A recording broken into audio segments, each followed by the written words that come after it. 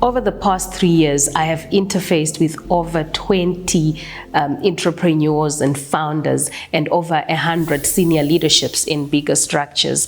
And the main thing that we realized is that the costly thing in your organization, the most costly, is not what sits on your P&L. It is actually not the expenses that you pay to achieve something. It is actually something that is silent within an organization where leaders tend to feel that they're putting more effort and they're getting less and less useful results or less and less sharper results. And this is just this inverse proportion between effort and the results that you get. This concept is what has been termed organizational drag, where decision takes long and things that are done just seem to go round and around instead of just taking a linear pattern. So let me give you an example. You want to make a decision maybe to enter a different market. So what happens is people start with the excitement. So they are high up here, they want to enter a certain market. And then what then happens is they start having meetings every day, trying to decide which market are we getting, how are we going to do it, how are we going to allocate. And these meetings represent organizational drag. And in the middle of all this decision-making space, they decide maybe that's not the way that we should go. And eventually they go back and say, yes, we do need to enter a decision market. So do you see how convoluted a decision takes when excessive effort is being put? Effort in the form of meetings that are being had, effort in the form of hiring more talent that you don't need, having more interviews, having more structures, having more policies, procedures, SOPs written out. So that actually just creates organizational drag. Meanwhile, you as a founder or a leader, you think we are creating a collaborative culture where everyone puts in what they think. But no, what you're doing is just creating a slow decision-making system, and this makes organizations fail. The useful organizational output actually has a very linear process. And usually this has less people, less meetings, less involvement, and actually resulting in less effort. So when you see that you are solving a problem by constantly putting more resources towards it, having more effort, working longer hours, having more overtime for the team, then you are actually likely at the brink of an organizational drag that is going to cost you on decisions that could have been made in a linear pattern. How then do you, as a business leader, make sure that you don't fall in the trap of putting excessively increasing effort and getting less sharper, less useful results? I've got this amazing model that I like, and it's called the red ace. Okay, so imagine that your organization is built on this foundation of a hexagon.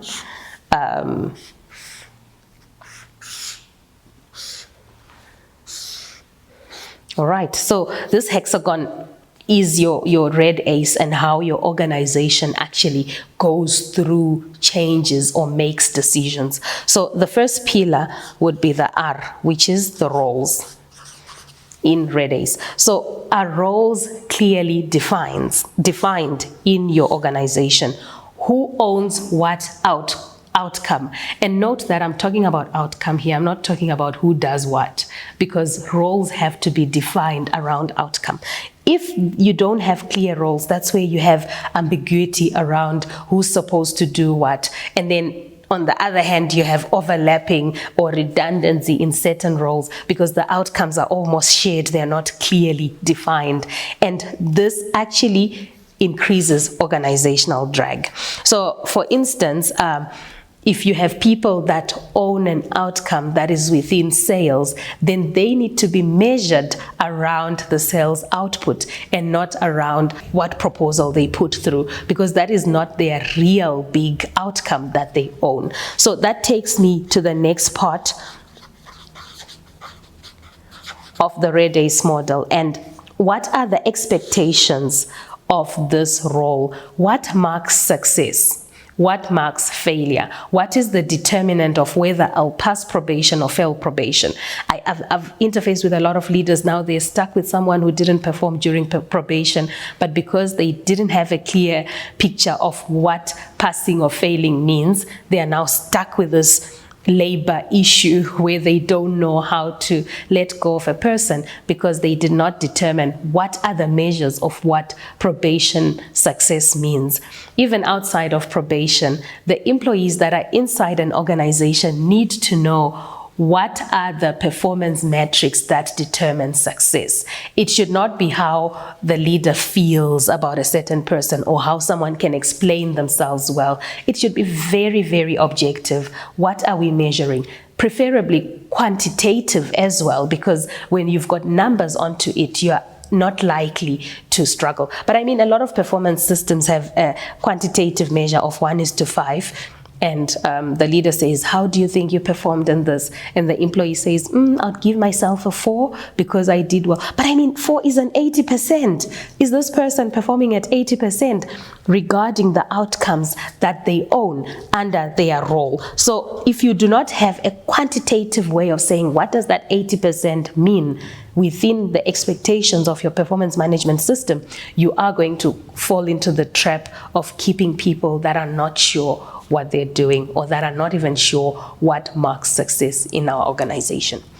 So decision rights is all about who is given the right to make a decision and at what level. If you have an organization where people have titles or people have, areas of responsibilities that are unclear, you will find that every decision is flagged as very important and comes to the founder. And this then makes it very difficult for the founder to focus on the business rather than to make these small little decisions that should be made at a lower level. I'll give you an example. So a potential client phones and says, please, may I have 5% reduction in the quote that you sent? And then now this person within the sales department comes to the leader and says, the person is asking for 5% discount. You have not coached them into answering the right questions. Why a 5% discount? Do we still remain profitable? Do we still afford to give the services regardless of the 5% results? Because if those are the 3 questions that you as a founder are going to ask, if this person can make a decision by answering these 3 questions, they'll come to you not asking for a decision, but asking you to stamp or confirm their decision. So they'll come, instead of saying, this client wants a 5%, they'll say, this person wants a 5% discount. At the moment, we will still be able to meet the requirements of the job and will still be profitable. We can take this 5% from this element into the profit and still maintain a profit. Then what does the leader say or the decision maker say? Okay, go ahead and do that. So the decision may be with you, but the decision making process should also be delegated to your team members. All right, the next part of the red ace is authority. What authority is actually given to people versus what is on the organizational charts. When we talk authority, we are not talking of that title that a person has. We are talking of their full capacity of effecting changes and these changes being upheld by the authorities above them that be. So for instance, if someone makes a decision within their division that they're going to take a certain approach, let's say it's a marketing division, and they say their main effort this quarter is going to be on building LinkedIn presence, and then a decision is had and they discuss and report to their manager and they say, okay, go ahead. A few weeks or 2 weeks later, they see that part of the team in the marketing department are now focusing on Instagram and Facebook and TikTok. Their decision has been overridden without their acknowledgement and without their knowledge. So already there they realize they don't have the authority that is attached to their title.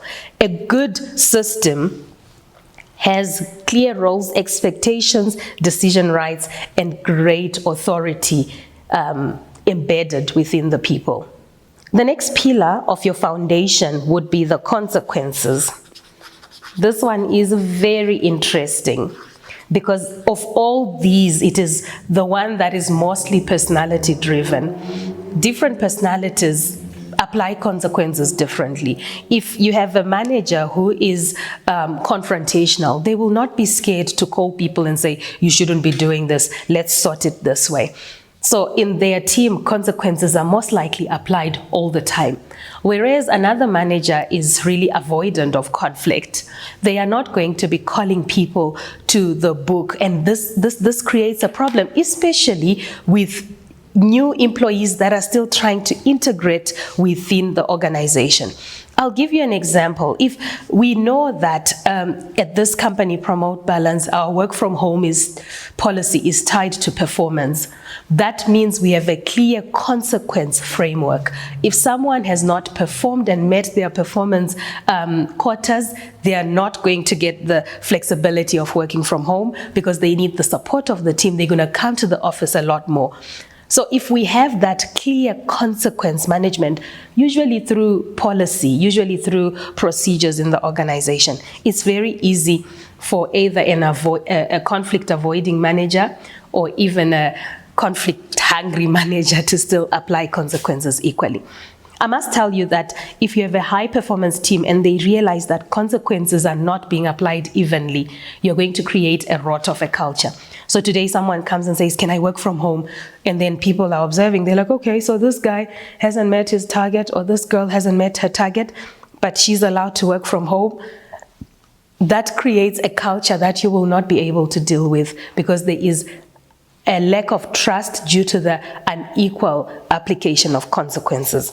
The last and probably the best pillar in the Red Ace model for your leadership to keep their minds and brains clear for strategy implementation is the escalation.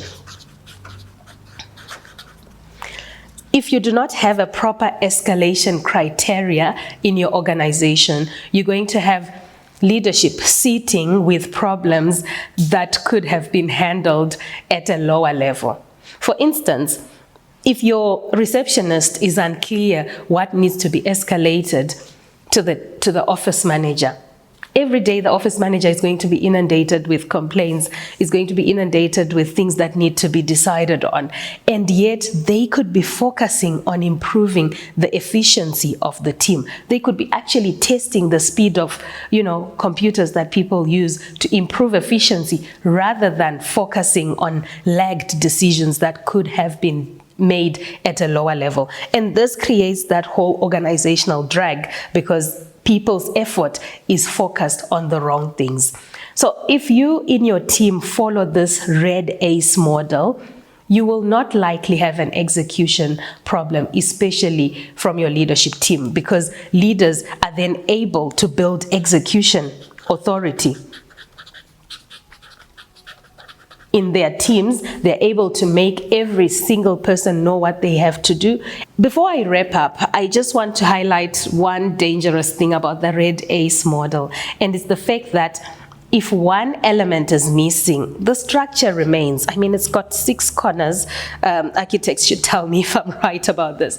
But if one is missing, the structure remains. That means the business keeps going. However, it is going at more effort being put, and eventually the results are going to be inversely proportional to the effort being put. You're going to keep putting more effort, but you don't get the results you want. So this is why this is an invisible load that an organization can deal with, or a business can deal with. If you do not rectify all 6 elements, you are going to put in more effort to produce the same results. Go ahead right now and do a Red Ace audit of your leadership team and of your own team if you are a leader. Is everyone clear with their roles? Are performance expectations clear? Are decision rights clearly distributed? Is authority not just on the job title, but also at the work? Are consequences clearly spelled out and clearly managed through the system and not through individual personality differences? Is there a proper escalation pathway to things that need to be handled at a senior level? If all this is a tick, I can tell you, you will find that all the effort that you put is going to be now directly proportional to the results. The inverse is gone. Thank you for watching, and see you in the next video.